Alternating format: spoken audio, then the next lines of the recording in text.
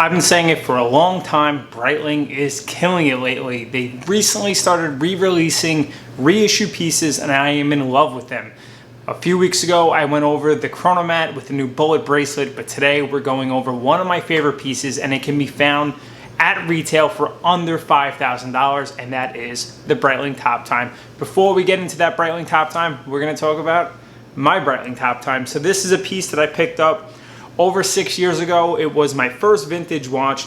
It is a Breitling Top Time from the 1960s. This one is rather small. It is only 34 millimeters. What I love about it, it does look really nice with this beautiful pebbled leather Jean Rousseau leather strap, and I love the fact that mine has these rectangle pushers. I have seen this particular piece with pump pushers, but I think the retro rectangle pushers go so well with this watch, and that is why it is still extremely wearable by today's standards, which is 2020. But enough of my watch, let's get into the review.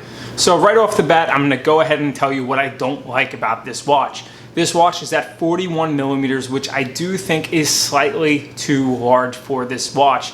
It is 41 millimeters wide, but it is almost 14.5 millimeters thick. It is quite thick for its ratio of size. I would have rather seen this watch at 12 millimeters thick and 39 millimeters wide. I think that would have been a much better design ratio for the watch.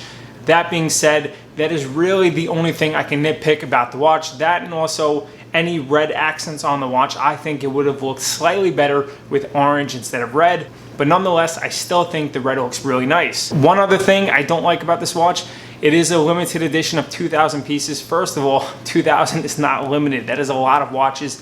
And also with George Kern now at the helm of Breitling, he took a page out of IWC's book and they are not individually numbered. It just says one of 2,000 pieces, which, you know what, for a collector could be annoying, but for the manufacturer, it is so much easier. You don't have VIP clients fighting over the same number, and you don't have to worry about different case stampings for the case back. So I understand why they did it, but nonetheless, I would prefer to see a numbered case.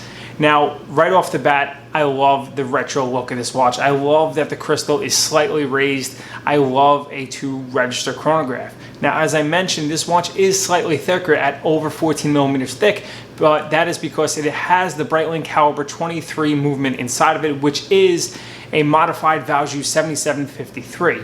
Now, one of the great things about Breitling is they work so closely with the chronometry, so all their movements are COSC certified. So it's not a run-of-the-mill movement out of Switzerland that's gonna be plus or minus 10 or 20 seconds. They disassemble the whole movement, reassemble it, and modify it to make sure it is a certified chronometer, meaning it's gonna be -4 +6 per day, so you know you're getting an extremely accurate watch.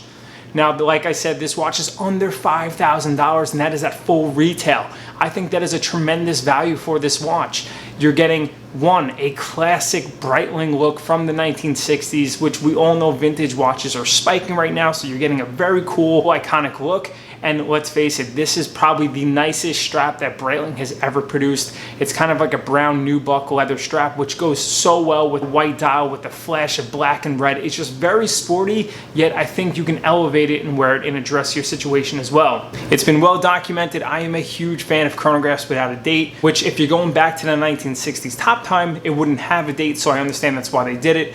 But also I think aesthetically, it just cleans up the watch really well. You can see on my wrist, it looks fantastic. I think the color combinations with the brown go really well, and it wears actually quite well on a smaller wrist like my own.